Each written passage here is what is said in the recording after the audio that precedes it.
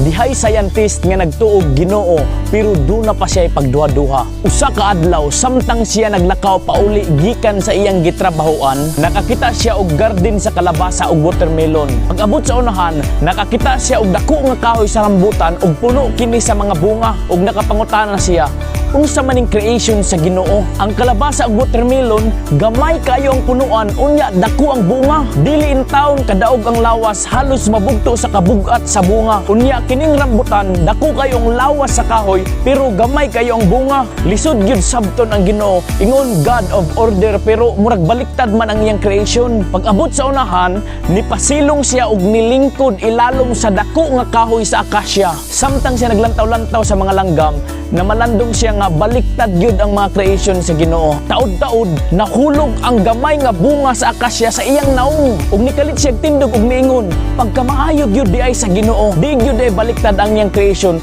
kay kung kalabasa pa ang bunga niining kahoy ug maoy nahulog, perting guba sa akong naong. In life, na mga panahon nga ma-question gyud nato ang Ginoo, apan unya siya maghatag og katinawan nga kining tanang mga butang ug mga panghitabo dunay insakto nga katuyuan alang sa ikaayo natong tanan.